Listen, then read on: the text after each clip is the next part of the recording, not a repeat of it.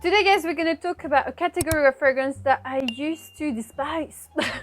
Little bit exaggerating here. Rose fragrances, I used to be, yeah, rose fragrances, not for me.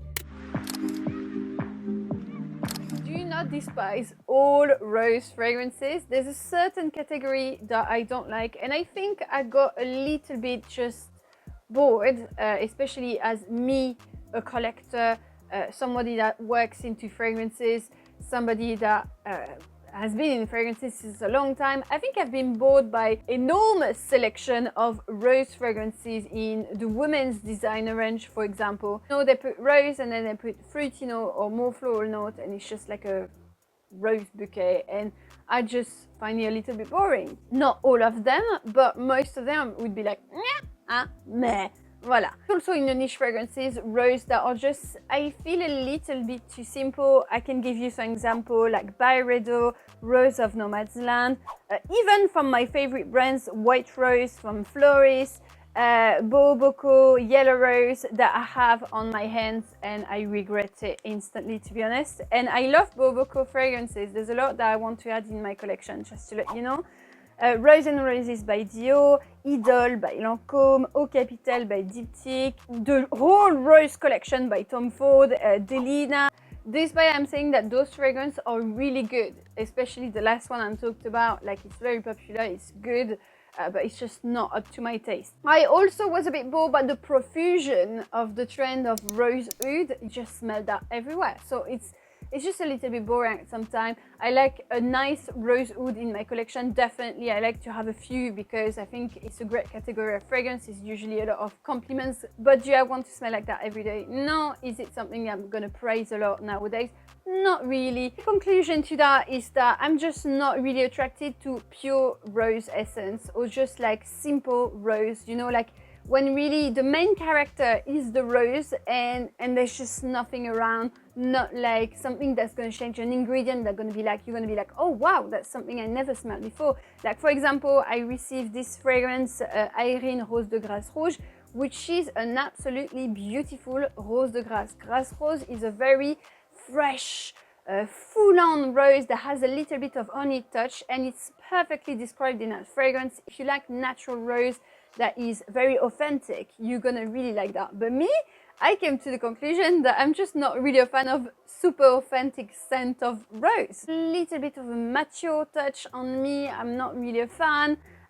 Or it smells a bit like a potpourri, I'm not really a fan neither. I like my roses to be strong, to have something unique. I want them to be not like a rose water, but more like, here are some of my favorite roses. And it's quite funny that I dropped sometime on video like, oh yeah, I'm not really a fan of rose, and then my signature fragrance is Ascali's, it's Scherzo by Mille Harris, which is a rose fragrance. So I look a bit dumb, you know.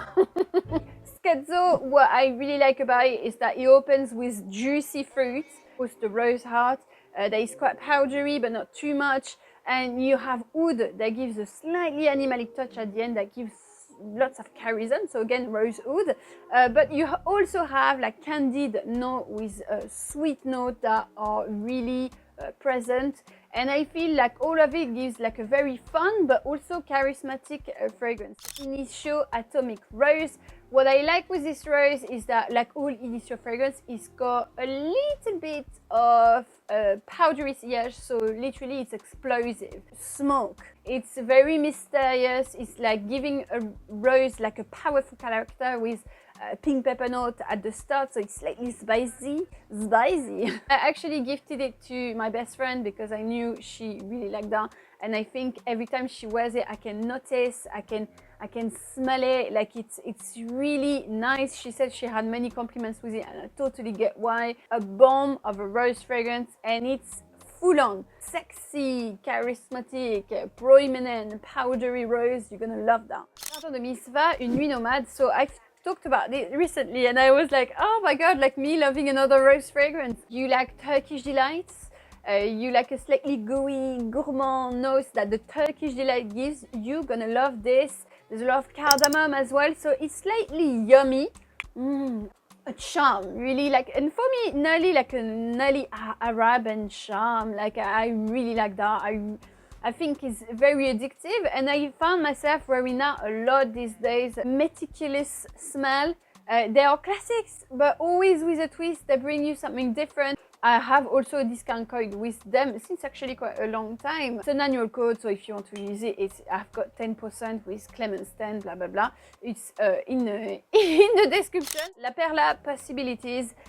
So one thing about this fragrance is, I would say for me, it is a little bit expensive. It's always the case a bit with designer doing expensive luxury perfume lines. This is a bit expensive for what it is, and La Perla is a bit like that to me. Despite me loving the fragrance, I think you need a certain budget to have it. If you have it, good for you. So I think a tiny bit overpriced to me. Huge amount of freesia as well. So it's rose on the focus, but also freesia. And freesia is a white flower that has slightly like a useful touch to it. I'm usually not a fan of freesia, so I'm really... And something a bit soapy as well, I think, to me. I have blackcurrant, so overall I feel like it gives a little bit of soapy moment for me, at least at the start with those two ingredients. But mainly when it dries down, you have some cashmere wood, and it really makes it super soft, super cozy. It's really a whole aesthetic, this fragrance. It's nearly like you're gonna wear like your nice blazer and you're gonna go to work and you want to feel very chic and sensual. It's not a sexy fragrance for me. Discreet but present, because the scent is very long lasting, at least on me, and have a beautiful sillage. Despite though, personally, I have to spray a lot. I don't know if it's the same for you, but there's something nearly syrupy, like a syrupy rose, and I really like that. Syrupy, smooth, cashmere rose. I think it's one of the most elegant roses I have in my collection for sure. Next is a recent discovery, one that boosts me to do that video today, because I just discovered the brand. I just received the discovery kit and I was absolutely mind blown by the brand. It's EPC, so it's Experimental Perfume Club. I had a crush on the rose fragrance, Rose Rhubarb. If you're a lover of rhubarb scent, this is for you. This is what I mean, where put me an ingredient that is slightly different. Okay, rose, but get me something different. Fruity but green aspect to the scent. I love when a fragrance, especially for women, has a green touch in there, because I think it gives something very sophisticated. I think I love rhubarb more than I love roses. I've got a discount code as well with this brand, because what I do usually, clearly transparent with you, is that I work sometimes with Creator with Benefit, that is an agency that takes care of people like me that work in fragrances and stuff like that.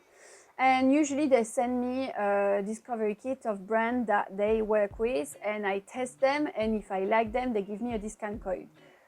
Sometimes it works, sometimes it doesn't. But on this one, I received it. I said, yeah, I absolutely love this. So yeah, you've got 10%. But again, I'm gonna do a video soon, so about I think this brand, because, or maybe just the fragrance I like. Well, it would be good to talk about the fragrance. I'm not too fan of. I don't know. I didn't organize myself. I just wanted to let you know this. Next is, I think, an icon of a rose fragrance, Portrait of a Lady by Frederic Malle. A fragrance created by Dominique Ropion, so master perfumer. And this fragrance is like a masterpiece. Yeah, I think the word masterpiece shouldn't be used too much.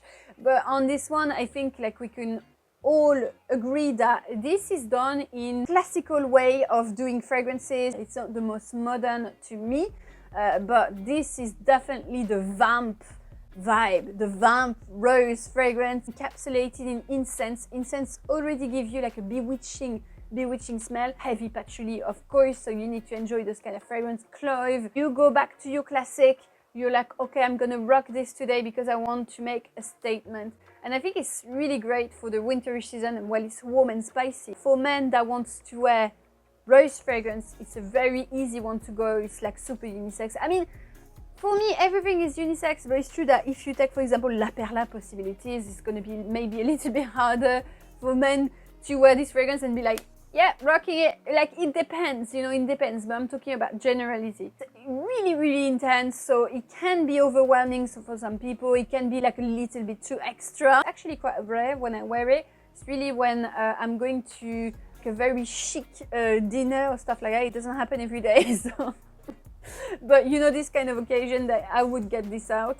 But yeah, it's a whole mood. And by the way, we were talking about like a slightly more unisex rose. There's a lot of rose in the men's fragrances that I absolutely love. I think it's more easy. It depends of the culture, but like for example, in Arabian culture, like men do wear a lot of rose fragrances, and I absolutely love that. I personally really love a rose fragrance of men.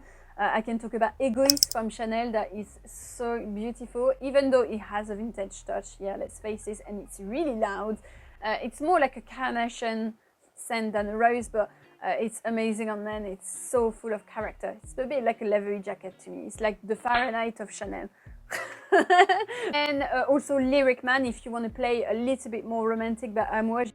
So little bonus, like one of the rose fragrance I wear a lot actually, and that I think contributed to the way I'm seeing rose fragrance now, is Lettre de Pushkar by Elake. I have the hair mist. I could not recommend you more that hair mist. The most projecting and beast hair mist I've ever tried. It's a warm, spicy, saffron-like rose kind of smell. You smelled that before, you know? Every time I'm going out in the evening, this is the fragrance I would wear in my hair. I just feel it gives like a huge projection, and I absolutely love it. What are your favorite rose fragrances, and is it something that you're drawn to? Don't forget to subscribe to my channel if you're new here. Also, I want to say a huge thank you to the people that super thanks recently, especially for this early birthday present. My God, what date are we? The 15th. Oh Jesus. When is my birthday? I think it's Tuesday. It's Tuesday, isn't it? I'm just not ready for this. Do you know what? Like, I think when you pass a certain age... Anyway, for my birthday, we're going to an amazing French restaurant. We're gonna eat snails because... Honestly, I'm such a cliche. Right, I will see you very soon. Bye now.